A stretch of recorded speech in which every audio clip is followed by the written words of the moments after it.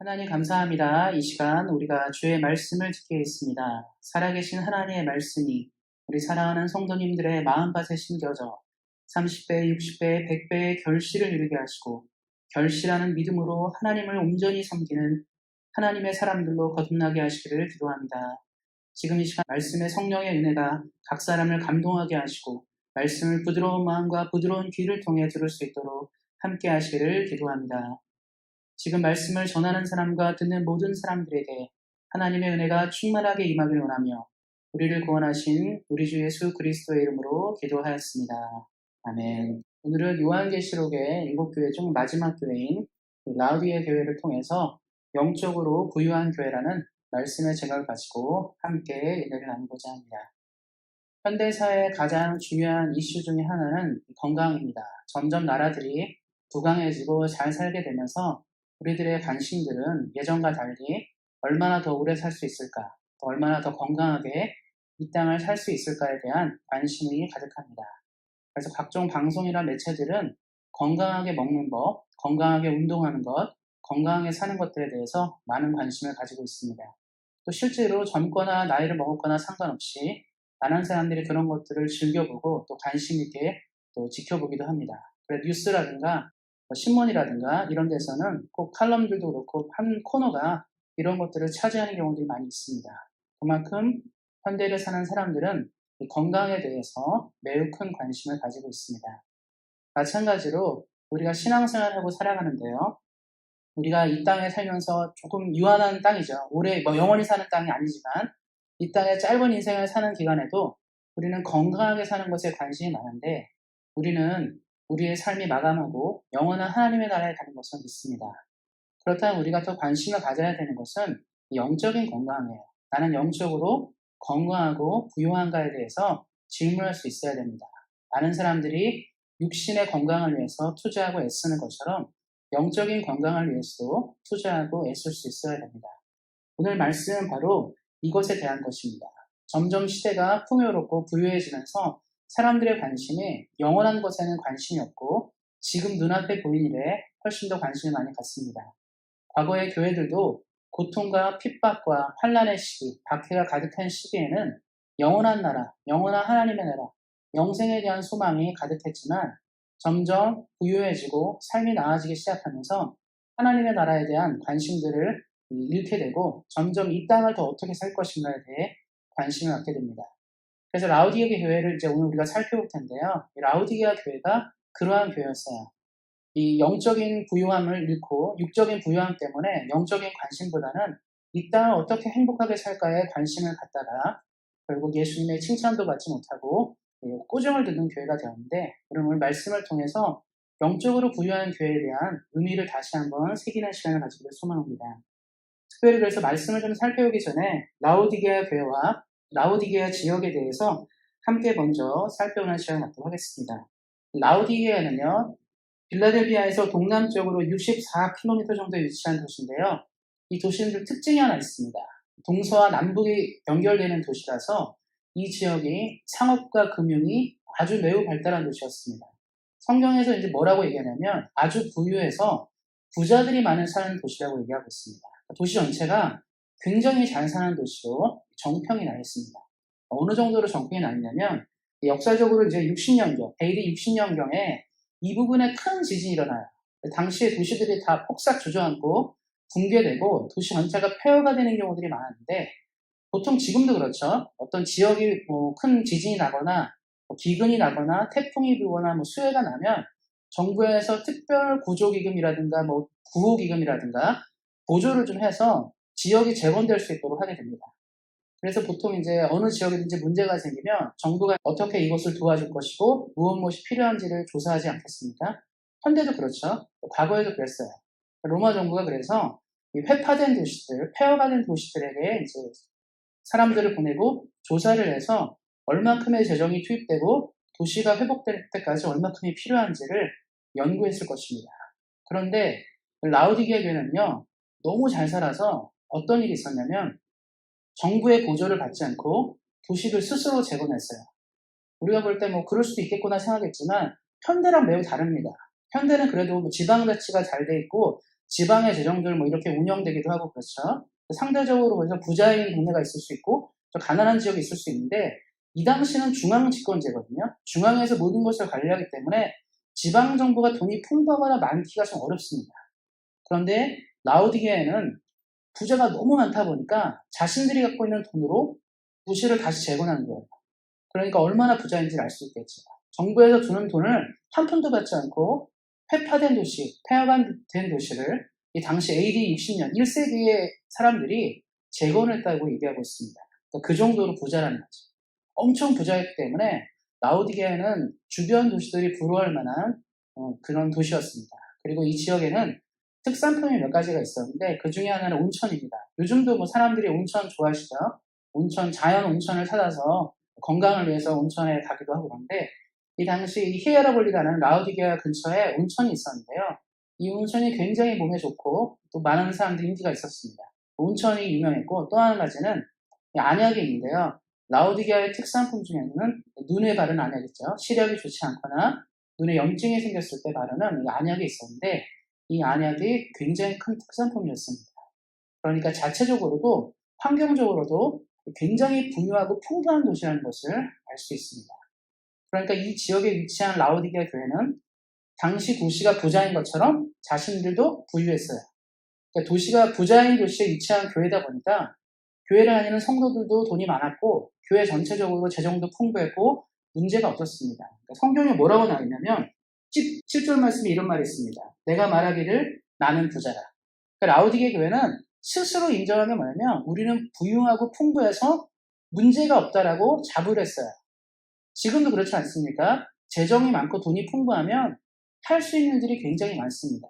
최근에 이제 그 무궁화 요양원 때문에 한인사회에서 많이들 이제 모금 운동하고 막 그랬잖아요. 그때 이제 큰 교회들이라든가 큰 종교단체들이 많이 또 후원도 하기도 하고 또 사업을 하시는 분들이 많이 또 도네이션도 하고 그랬는데 뭘 말해주냐면 돈이 있으면 가능하다는 거예요.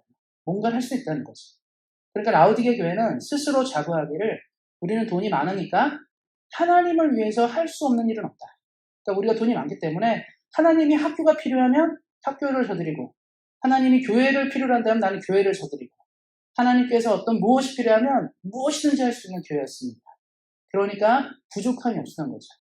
그런데 예수님께서 이 교회를 향해서 뭐라고 말씀하시냐면 다 좋다. 너네가 다 가진 교회고 모든 것을 가졌지만 영적으로 죽은 교회라는 평가를 하십니다. 그러니까 라오디게아 교회가 주를 위해 많은 것을 할 수 있는 교회임에도 불구하고 예수님의 평가는 매우 냉정했어요. 우리가 지난주에 빌라델비아 교회를 살펴봤는데 빌라델비아 교회는 라오디게아랑 비교하면 형편없는 능력이었습니다. 뭘 할 수 있는 능력이 없었어요. 성경도 뭐라고 말하냐면 작은 능력이라고 얘기합니다. 작은 능력으로 뭘 할 수 있는 것이 없었는데 예수님은 빌라델비아 교회를 크게 칭찬하셨어요. 작은 능력으로 큰 일을 감당하는 교회라는 칭찬하셨는데 라오디게 교회는 아주 큰 능력을 가진 교회임에도 불구하고 예수님은 이 교회가 영적으로 죽었다라고 얘기하고 있습니다. 교회 역사를 좀 살펴보면 교회가 항상 영적으로 죽었다, 영적으로 문제가 있다고 말할 때가 있는데요. 그때는 대부분 교회가 풍요롭고 풍성할 때였습니다. 그러니까 교회가 부족하거나 약할 때는 이런 소리를 잘 안 듣다가 교회가 뭔가 넉넉해지고 안정감이 시작하게 되면서 교회는 항상 이러한 평가를 받았다는 거죠. 성경의 역사를 보면 교회가 굉장히 박해를 많이 받아요. 우리가 사도행전이나 이런 걸 보면 교회가 참 고통을 받게 되는데 왜? 그 시기를 지나서 AD 한 3세기 정도 되면서 교회가 능력을 발휘하기 시작하고 점점 귀족이라든가 왕족들도 신앙을 받아들이는 일이 생기게 됩니다. 그리고 AD 4세기경에는 기독교가 공인이 되면서 그동안 박해를 받았던 모든 교회들의 재산이라든가 모든 교회들의 권리가 황제로부터 돌려줬어요. 그러니까 하루아침에 교회가 아주 고통스러운 교회였다가 하루아침에 부자가 되고 부유한 교회가 되었습니다. 그래서 그 다음부터는 교회에 많은 사람들이 유입되기 시작하는 거죠. 교회의 재정도 넘쳐나고 교회가 할 수 있는 일이 많아지기 시작하면서 교회는 부를 가졌습니다. 그러니까 사람들은 교회를 다니게 되고 교회를 통해서 많은 걸 얻게 됐죠. 그리고 또 가장 중요한 것은 로마가 기독교를 공인한 이후에 어떤 일이 생겼냐면 성직계도 있죠. 성직자. 말씀을 증거하는 사제라든가 교회 일을 하시는 분들이 계급 자체가 아주 높아졌어요. 왕족이나 귀족에 버금갈 만한 아주 큰 권력을 장악했었습니다. 그러니까 교회가 이제는 사람들이 두려워하고 가장 강한 집단이 되기 시작했다는 거죠. 그러면 오히려 교회가 더 좋은 일을 많이 하고 또 하나님을 향해서 큰 일을 할 수 있을 때가 왔는데 오히려 그때부터 교회는 추락하기 시작했습니다. 하나님의 은혜가 부어져서 교회가 복음의 자유가 생겼고 재정이 넘쳐났고 사람이 넘쳐나면서 무언가를 이룰 수 있는 상황이 되었지만 점점 교회는 영적인 빛, 하나님을 향한 영적인 부요함이 사라지고 빈곤한 교회가 되었어요. 교회 성취자들이 하나님의 나라를 이름을 빌미로 해서 재정을 불리는 데 애를 썼고 많은 사람을 탄압했고 고통스럽게 했습니다. 점점 교회가 내려가게 되는 순간이죠. 그래서 많은 사람들이 중세 역사를 얘기하면서 중세 암흑기다 얘기하는 이유가 뭐냐면 교회가 가장 번영하고 번창했던 시기지만 그 시기에 신앙의 발전도 없었고요. 하나님을 아는 것도 많이 사라졌습니다. 또 비슷한 일이 이제 러시아에도 한번 있었는데 러시아가 정교회가 있는데 정교회가 러시아에 이제 들어오게 되면서 러시아 역시 이제 기독교가 부흥하고 번영하게 됐습니다. 그러니까 번창하고 번영하니까 복음을 전하고 사람을 구하는 일에 애를 써야 되는데 성직자들이 그런 일을 하지 않는 거예요. 가만히 있어도 돈이 들어오고 능력이 생기고 풍부해지니까 영혼에 대한 열정이 없었습니다. 신학자들이랑 이제 목사님들이 모여서 성직자들이 모여서 무슨 일을 했냐면 회의를 하기 시작한 거예요. 바늘 하나 딱 세워놓고 이 바늘 하나 위에는 천사들이 몇 명이나 올라갈까? 이걸 갖고 하루 종일 토론하는 거예요. 얼마나 쓸데없는 토론입니까? 지금 밖에서 백성들은 굶어 죽고 있고 고통스러워하는데 성직자들이 모여서 하는 건 뭐냐면 바늘 하나 세워놓고 이 바늘 위에는 천사가 몇 명 올라갈까? 이런 논쟁을 하는 거예요. 그러니까 쓸데없는 논쟁을 하기 위해서 하루 종일 모여서 성직자들이 논의했다는 거죠. 그런 일이 생기니까 나중에는 이제 러시아 혁명이 일어나면서 공산혁명이 일어나면서 성직자들을 다 죽이고 뭐 없애고 교회도 부시고 막 그랬거든요. 없애고. 그 이유가 거기서 나온 거예요. 신앙을 가진 사람들이 모범이 된 게 아니라 그런 일을 했다는 거죠. 제가 왜 말씀드리냐면 교회가 가장 위대하고 부흥한 순간에 영적인 문제들이 계속적으로 드러났다는 거죠. 현대의 교회들은 어떻습니까? 초대교회에 비해서는요, 인원도 훨씬 많고요, 능력도 많고, 재정도 많고, 영향력도 매우 큽니다. 실제로 미국 같은 경우는요, 대선이라든가 그 중요한 선거 때요, 교회들의 눈치를 보죠. 교회들의 눈치를 보고, 교회들의 입맛을 제대로 맞춰주지 못하면 선거에서 지기도 합니다. 그래서 교회들의 힘이 굉장히 세요. 전통적인 교회들, 그래서 큰 교회 목사님들이라든가 이런 사람들의 정책 영향력이 굉장히 큽니다. 그 이유는 뭐냐면 강대하다는 거예요. 한국도 그렇죠. 중요한 선거 되면요, 기독교 신자가 아니신 분들도 보면 큰 교회 예배당에 꼭 앉아있어요. 그러면 이제 목사님들이 설명하죠. 오늘 뭐 국회의원, 뭐 이번에 후보로 나오신 뭐 어디 당 누구 오셨습니다. 뭐 누가 이렇게 얘기하거든요. 교회가 힘이 있다는 걸 아는 거예요. 교회 다니는 성도들이 표를 주지 않으면 당선되지 않는다는 걸 알죠. 현대의 교회들은 굉장히 힘이 셉니다. 재정도 넘쳐나고요. 파워도 있어요.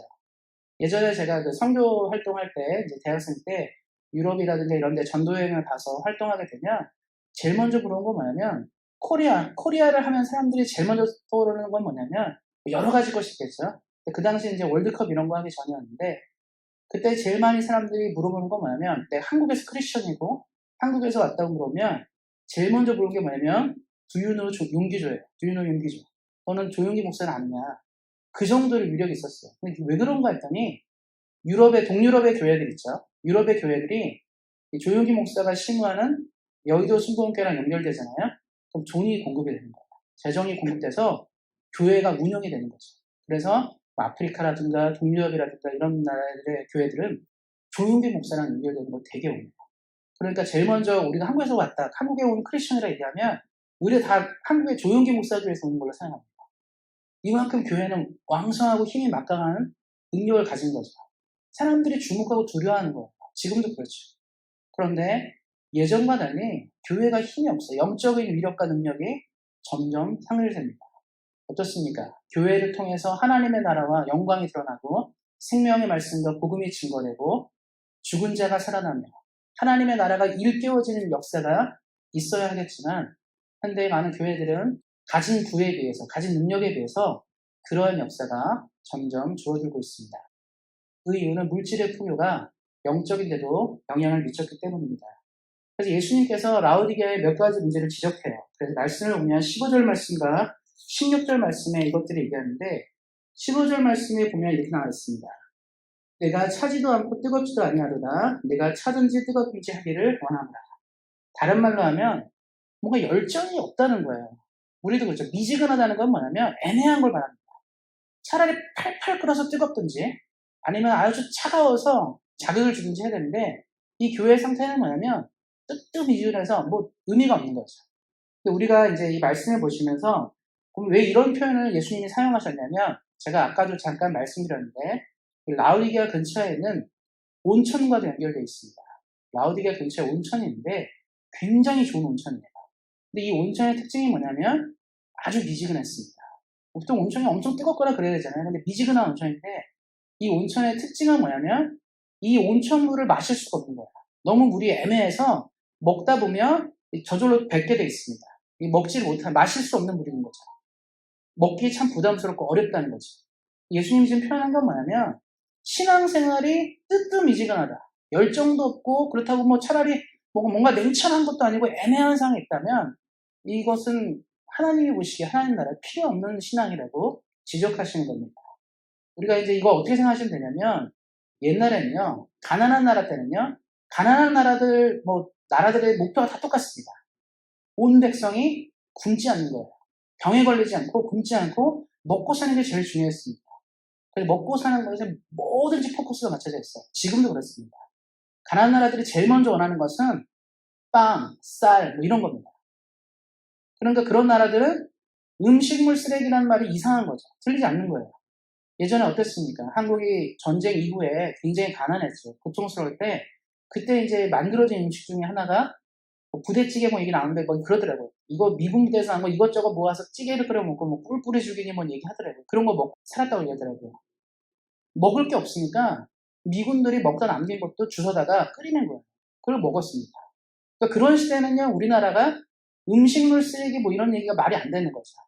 땅에 떨어져도 먹을 만한 건 다 주워 먹던 시대인데요. 근데 어떻습니까? 경제가 발전하고 부강해지면서 우리는 더 이상 이제 뭐 그런 거 남이 먹다 버리는 거 이거 먹지 않죠. 실제로도 그렇습니다. 집에서 밥 먹다가 음식을 먹다가 배부른 것 같으면 어떻습니까?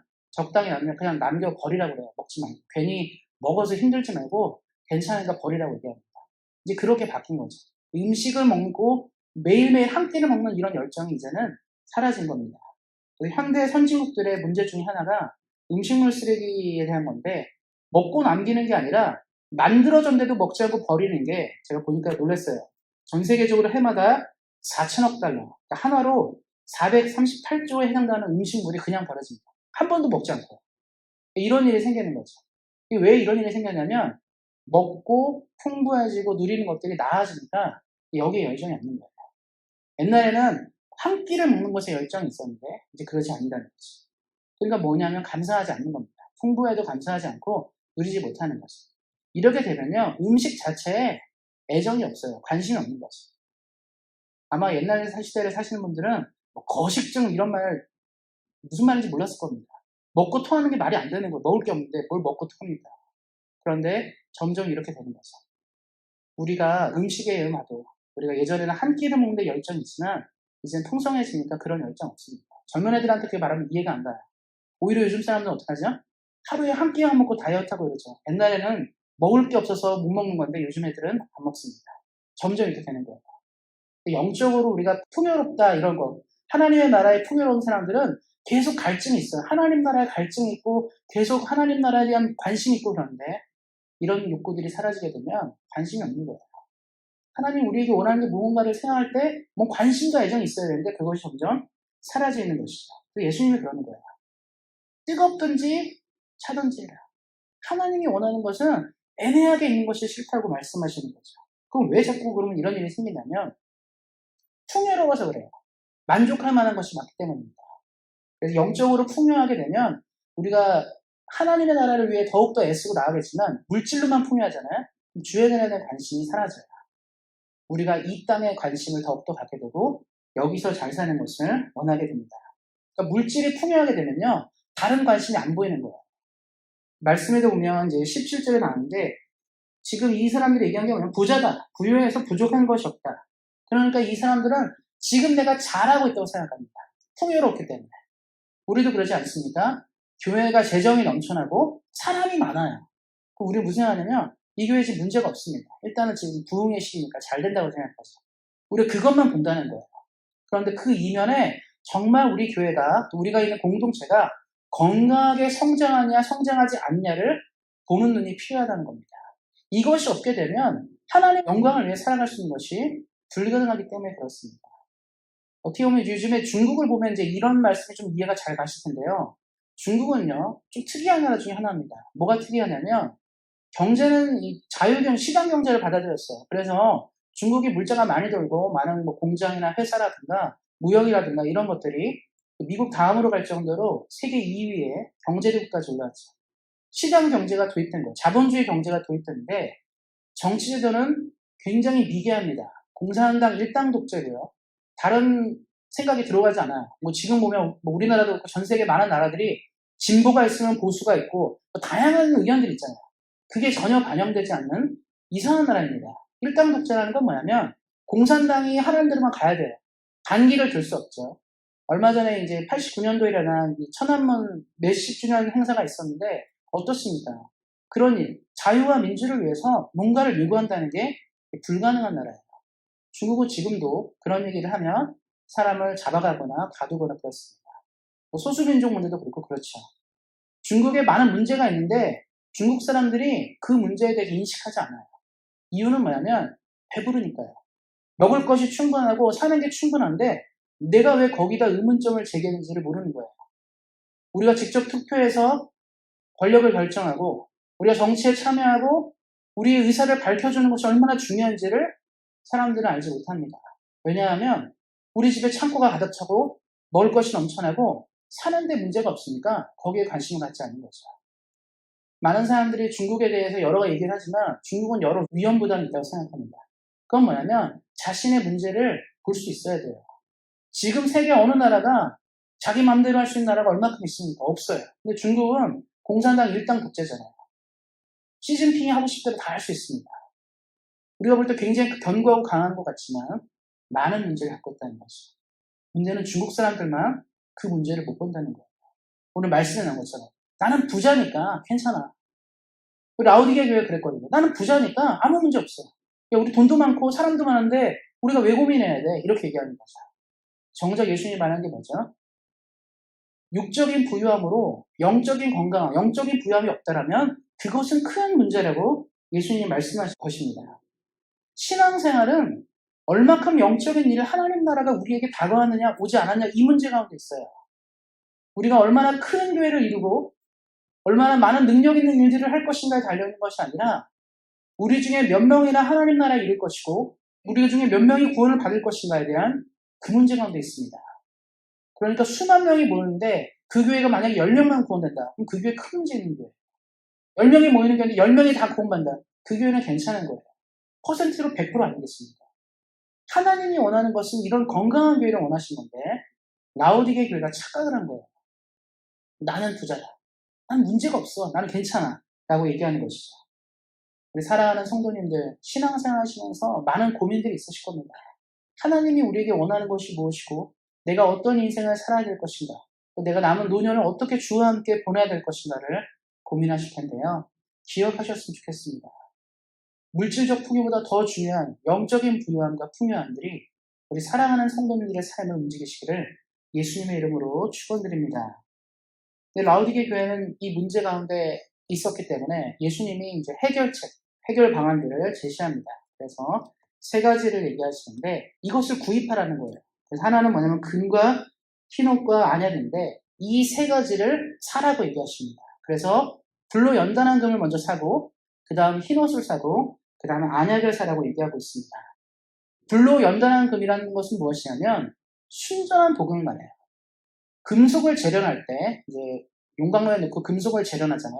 그럼 순도가 높은 금이라든가 구리를 얻기 위해서는 끓입니다. 그래서 불순물을 떨구고 온전한 것만 남기거든요. 순전한 것만 가치가 있기 때문에 그렇습니다.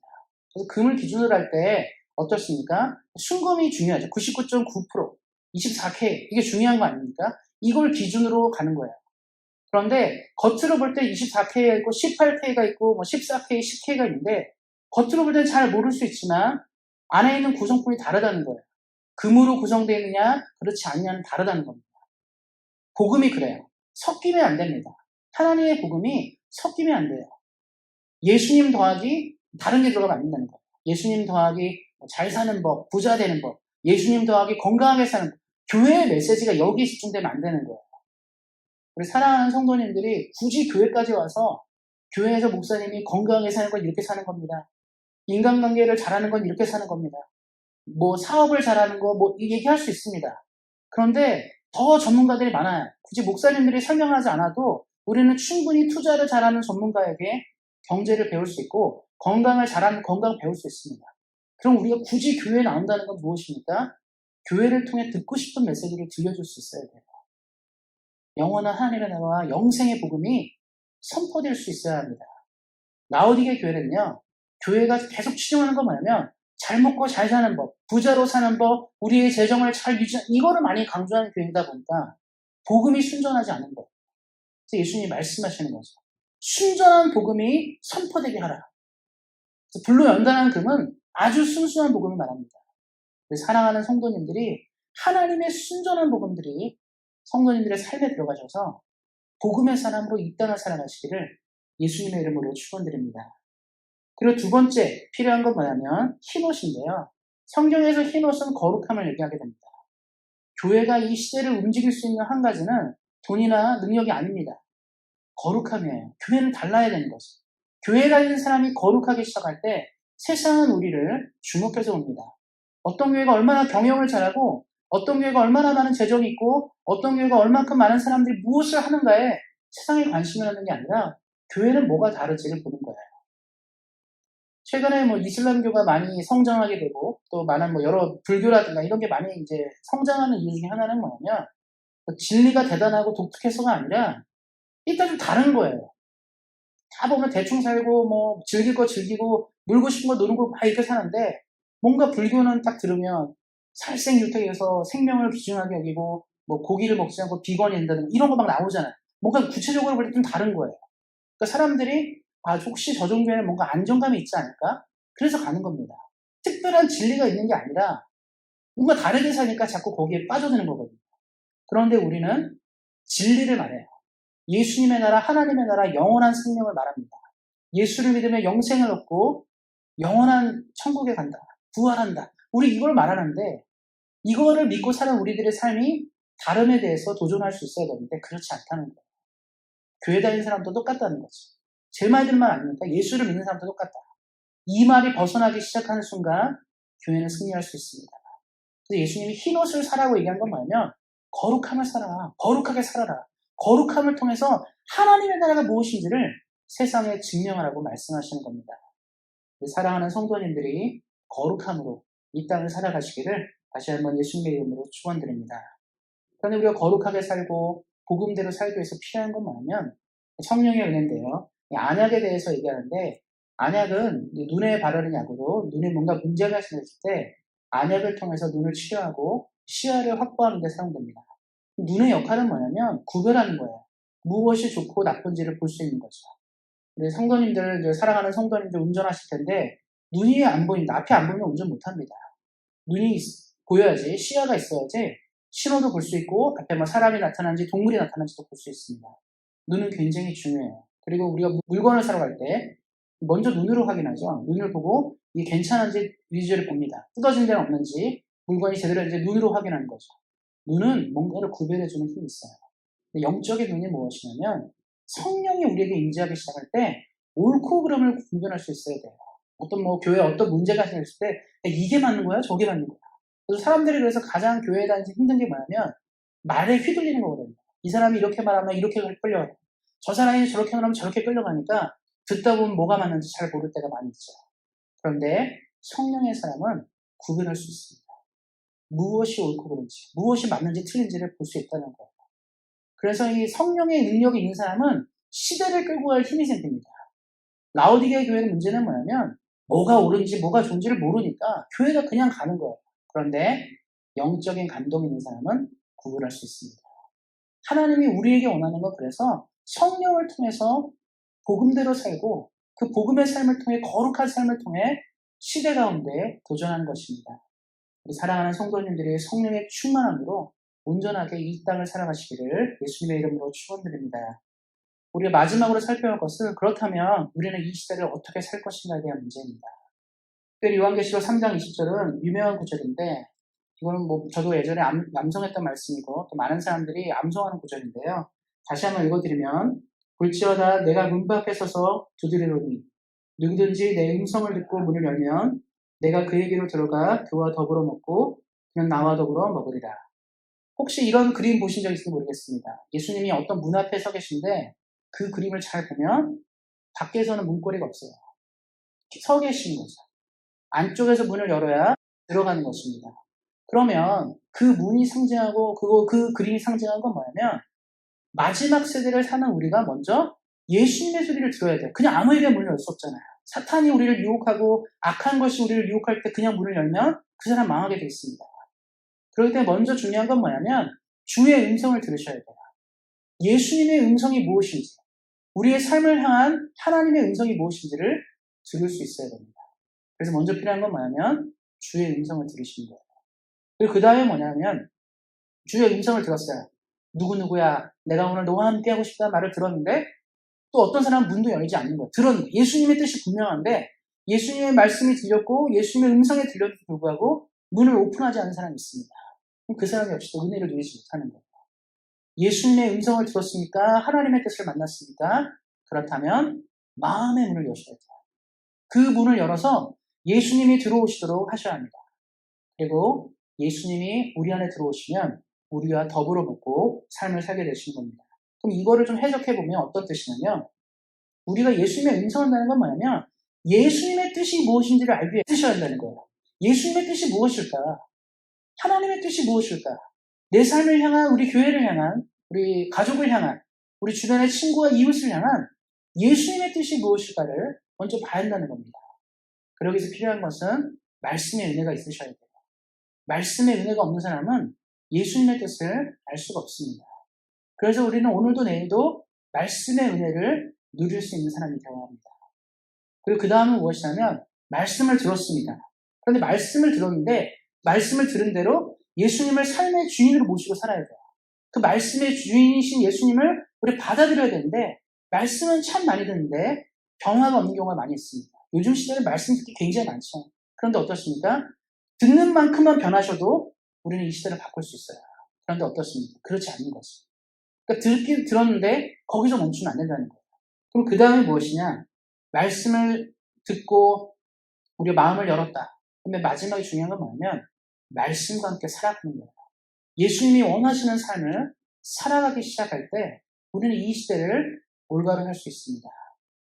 항상 말씀드리지만 역사가 진행되면서 부유하고 풍부할 때는요. 점점 사람들이 영적인 관심을 잃어갑니다. 필요가 없거든요. 이 땅에 만족스러운데. 우리 가끔 이런 말 하죠. 천국이 어딨냐? 지금 이런 데가 천국 아니냐? 이렇게 살기 좋고 이렇게 누리기 좋은 게 천국 아니냐? 이렇게 말하는 순간 위험에 빠져요.